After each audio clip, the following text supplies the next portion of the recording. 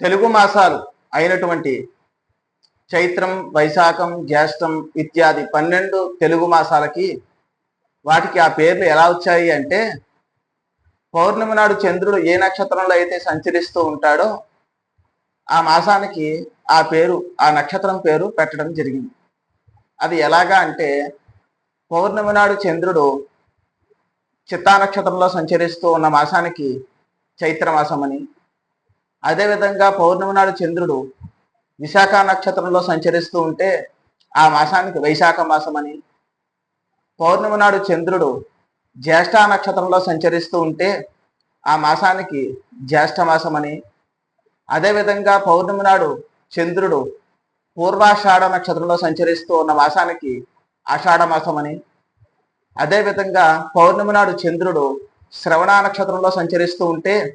ఆ మాసానికి శ్రావణ మాసం అని, అదేవిధంగా చంద్రుడు పూర్వభాద్ర నక్షత్రంలో పౌర్ణమి నాడు సంచరిస్తూ ఉన్న మాసానికి భాద్రపద మాసం అని, పౌర్ణమి నాడు చంద్రుడు అశ్వని నక్షత్రంలో సంచరిస్తూ ఉంటే ఆ మాసానికి ఆశ్వేజ మాసం అని,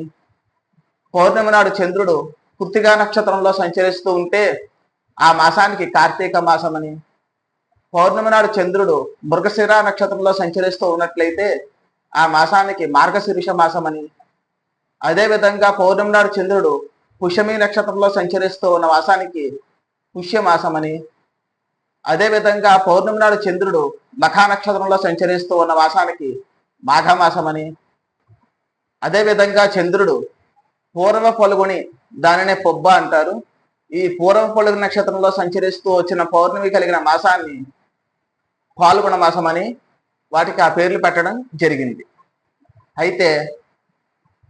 అధిక మాసం వచ్చిన సంవత్సరము మరియు కొన్ని మాసాలకి ఈ పౌర్ణమి నాడు ఆ మాసానికి సంబంధించిన నక్షత్రము కొద్దిగా సమీపంలో వచ్చింది.